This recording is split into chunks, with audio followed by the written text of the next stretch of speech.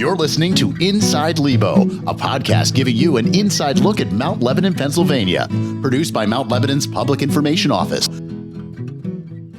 Hello and welcome to Inside Lebo. I'm Assistant Municipal Manager and Municipal Planner Ian McMeans. And I'm Assistant Public Information Officer and Senior and Online Editor Rachel Windsor. Welcome to the show, Rachel. This is your first show as co-host, so glad to have you on board. Today we are talking trash, and as many of you may know, we have a new trash and recycling contract in Mount Lebanon that took effect on January 1st, and there are a lot of changes to talk about. So we want to help you navigate those changes. Our guests today are Public Information Officer Laura Pace-Lilly and Mount Lebanon's Finance Director Andrew McCreary. So, what is changing? Where do we start? Maybe we should start with the annual fee that's coming, huh? Residents should have received a postcard for those that are going to be receiving the trash fee that's coming, the solid waste fee as we refer to it. The postcard was mailed this week, January 8th, the week of January 8th. Notifying that an annual fee is coming. And where did that annual fee arrive? It's a pass-through of the contract. We're removing it from the taxes fully. So we will be paying for trash collection through an annual fee collection. We have a small administrative charge and a small delinquency fee that we're trying to recoup as well within that fee. And the annual fee will be $290 a year for 2024. We'll go up from there every year, 9% thereafter. And that's a straight pass-through from our contract. We'll talk about that in a little bit with Westmoreland Landfill, how and why we selected them. But those annual fees are coming and being passed on from the trash collector. So how can residents pay those fees now that they have an additional fee to pay each year? Right. So we thought about that. We wanted to make sure that everybody had the ability to pay in that wasn't a separate payment stream. So we tried to see where we could team it up. The best and most logical way was the stormwater management fee, which we've been doing since 2011. We have over a 96% collection rate. So the methods that we had done there and what the residents have done over for 10 plus years has worked. So we're teaming it up with that. Knowing that this is a larger bill, we did extend the discount period by 1 month. Normally, it was a 2-month discount period. There's now a 3-month discount period, teaming up with this fee, and a longer face period. So the face period used to be 2 months. It's now 5. So you have the ability to pay all the way through August 31st at face. Okay. And can residents pay by check, by credit card, by cash? Right. So that's a good segue, maybe a different podcast, but we did transition to a new billing system that on the postcard that you will have received. It will direct you on how you can start to register for your account. So you can register for an online account that you'll be able to pay online. That's our preferred. Everything at e-check is free. I will remind, an e-check meaning directly drafted from your bank account. So there's no fee for that. So we recommend going through there because you have a digital trail and you'll be able to see everything that was paid through there. You can also pay via mail, via check, and you can also in office you can come and pay by credit card, check, or cash. We do not prefer cash, but we do accept it only in-house for that payment. But as a preview, that this is the same system that you'll be able to also pay your real estate taxes. For those that are non-escrowed accounts, it'll be the same system and be teamed up, so it'll really be a tax payment and fee payment billing collection software. Nice. Cool. So how would you say that this trash fee compares with what other municipalities are doing? There are a number of municipalities that do this, that do a fee collection. Not to say we have to be like everybody else, but it is a separate revenue stream that is independent of taxation. So it is a methodology that the commission that chose to move all of that fee out, which is our largest contract in the municipality. Year over year is the trash collection contract. So they moved all of it and have a separate payment stream paying directly for that trash. How it compares to others, some are a slight bit lower, but mostly we're right in the middle or lower than most municipalities surrounding us and in the region. You can go to different municipality websites. it was around $280 a year in 2023, but the majority of those that had a contract renew in 2024, which were part of the same contract we're going to have to increase fees no matter what. So those fees we haven't published that data just yet, or those municipalities haven't all published that data yet because they're still doing that. But in addition, there are other municipalities around us that you actually get billed directly from the contractor. So meaning a Westmoreland landfill, waste management would actually directly bill the residents, not in-house the way we're doing. So we're saving quite a bit of money for our residents by doing it in-house.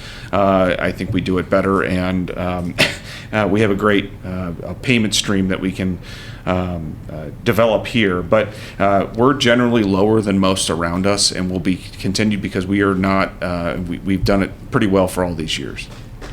And as you mentioned earlier, that the commission chose to institute the fee and remove garbage collection from the real estate taxes, and there was a real estate tax decrease this year that the commission approved as part of the budget as a reduction in millage, while some other communities around us actually raised their tax rates to fund their garbage collection contracts. One community to the south of us actually raised both real estate and earned income tax rates to pay for their new garbage contract. So the way that the Mount Lebanon Commission chose to pay for this contract was through the fee, and they did pass a corresponding millage reduction as well. So people will see some changes in their municipal real estate tax bills this year as well. But I will want to express that that's not a one-for-one. Yes. So you can go back and watch. This is not for this podcast. It's all on YouTube, on our YouTube channel.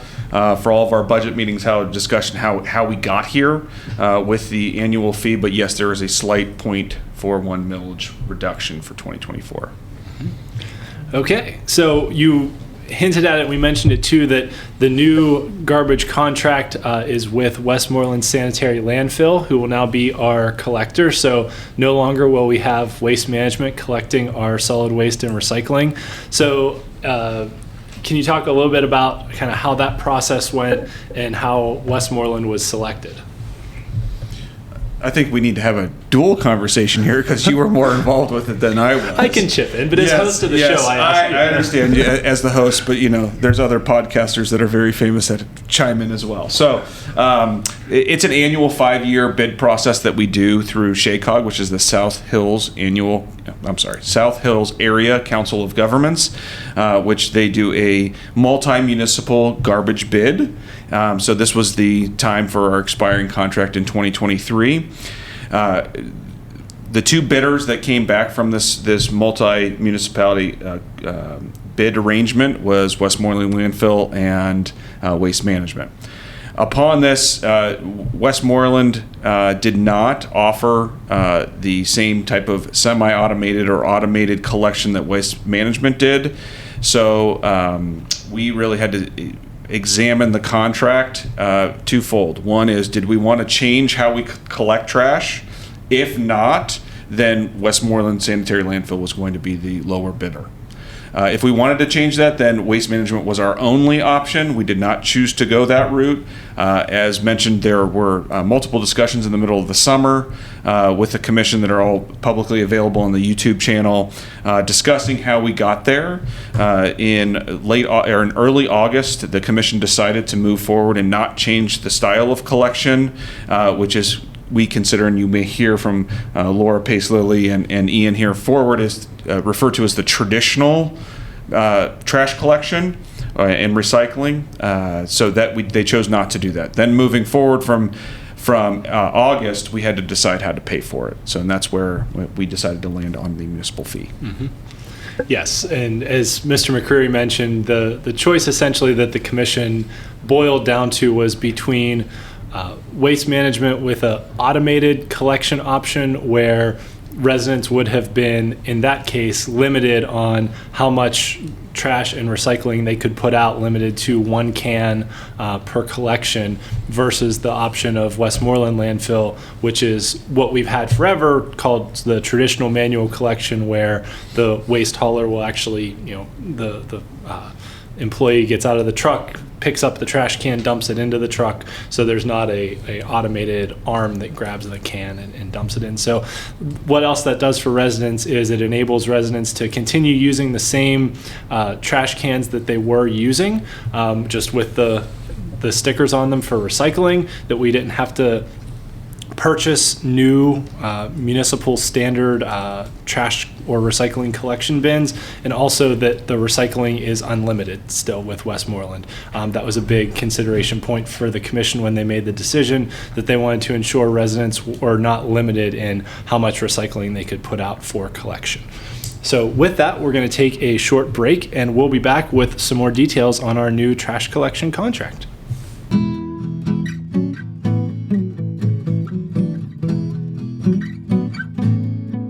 Welcome back to Inside Lebo. I'm your host, Assistant Municipal Manager Ian McMeans, and we are here with Andrew McCreary, Finance Director, and Laura Pace-Lilly, Public Information Officer, along with my new co-host, Rachel Windsor, the Assistant Public Information Officer, talking trash. So we detailed in the first half of the show a lot about how the decision came about to select Westmoreland Sanitary Landfill as our new garbage hauler, and the decision to how to pay for that new contract, which was a 33% increase over our prior contract. So now I'll turn to Ms. Pace-Lilly to talk about the public information aspect. So what's changing as far as the collection schedule, and how will residents know what the new schedule is? We started early with this contract. Normally, we get the schedule out in January each year. It's inserted in Mount Lebanon Magazine and sent to every home and business, but we knew there was going to be an adjustment period. So we pushed the contractor to get us the schedules and the street listings early, and that was sent to every home and business in the December magazine. That said, we also have extra copies of that schedule at the front desk at the municipal building. That's open every weekday, 8:30 a.m. to 5 p.m. It's also online. You can either choose the garbage page or the recycling page. So you can go to mountlebanon.org/garbage or mountlebanon.org/recycling for the respective pages, and the schedule is embedded there, and you can download it. You also, at the front desk, can pick up those recycling stickers that you mentioned, and residents will find in their March magazine, they will actually get a sticker.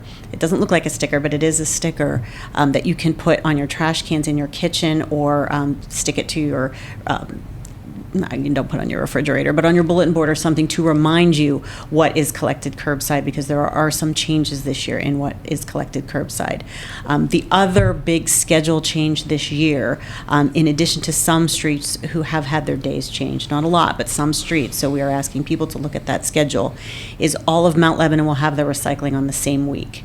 So we did have a little adjustment period where we had no recycling for the first week of January. That was our contractor asking us to give them one kind of break-in week. They didn't want to do trash and recycling in a new community in the same week. But starting the week of January 8th, that was everybody's first week. And so the week after that, there will be no recycling. The week after that, there will be recycling, and through the rest of the year. So for the first couple of months, we hope people are signed up for Lebo alerts. We're going to send Lebo alerts saying it's recycling week, just to remind you. And also will be on the website again as well. So it'll be a little bit to get used to, but we think it'll be less confusing because you won't have to figure out whether this is your recycling. I don't know if you guys are the same as our neighborhood. We always have one resident who's on the ball. In my neighborhood, it's Matt, and we look and we see if Matt has his recycling out, and if he has his recycling out, it's recycling week. So this should be easier for everybody to remember. And what can you tell us about item requirements? What's changing? What do residents need to know about bulk items? So bulk items, with our old contract, people could put out 2 items per week. Now they can put out 1 item per week.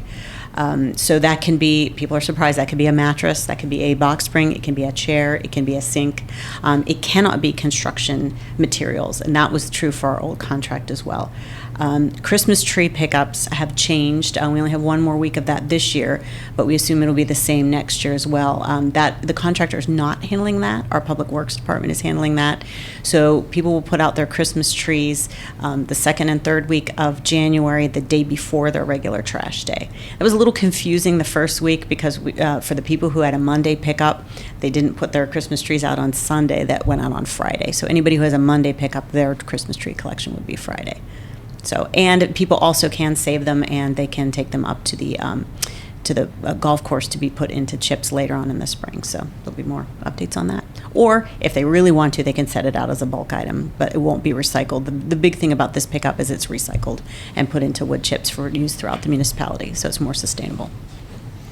And you mentioned that there are a couple differences with recycling items that are accepted now. Yes, we are able to recycle glass curbside, and a lot of people are excited about that, as are we, i.e. do not put it in your trash so that it goes to the landfill. However, there's a little caveat there. Mount Lebanon, along with the Pennsylvania Resources Council and some of our neighboring communities, still have a permanent glass recycling facility conveniently located, as we say, outside the liquor store or outside Kohl's at Village Square Mall, and that is open 24 hours a day to drop off your glass. The reason we are encouraging residents to use that rather than putting it curbside is because it's single stream. That means it goes to the recycling facility with just glass. So more of it can be reclaimed and turned into new glass. When it goes in with curbside, it's mixed in with cardboard and other things, and not as much can be used. So it's better than the landfill, but not optimum. So again, we ask that people use that drop off. We are having some members from the Environmental Sustainability Board are going to be collecting some other locations where people can take other things that are not recyclable. I'm having a hard time talking today. Recycled curbside, like plastics 3 through 7. You can only recycle plastics 1 through 2. And you can, if you look at the guide with the schedule on it, it will kind of give you a key to understanding what is written on the bottom of a bottle or other plastic item. Those items can be taken to Michael Brothers over in Baldwin. Cardboard, plastic, also glass, and some metal. So, but that is a private company. We do not control that. They're doing that right now, and we will keep updating on the website if there are other places that people can take that type of things. Because again, our goal is to keep as much out of the landfill as we can. Great. So just to summarize in short, don't put glass in the trash. You can put it in your curbside recycling if you want to, but the best option for getting the most glass turned back into new glass is to save it and take it all to one of the single source collection sites like the one down at Village Square. That's the too long didn't read version. Yep. Yes. Okay. Cool. Great. Great. Lots of good information for residents. Thank you so much, Andrew and Laura, for joining us today. And that's going to be it for this edition of Inside Lebo, produced by Carrie Monod, with music by Drew Monod and graphics by Chris Leeper. We'll be back soon with another episode of Inside Lebo. Thanks for tuning in. Thanks for listening to Inside Lebo, produced by Mount Lebanon's Public Information Office. Learn more about all things Lebo at mountlebanon.org or by following our Facebook, Twitter, and Instagram pages.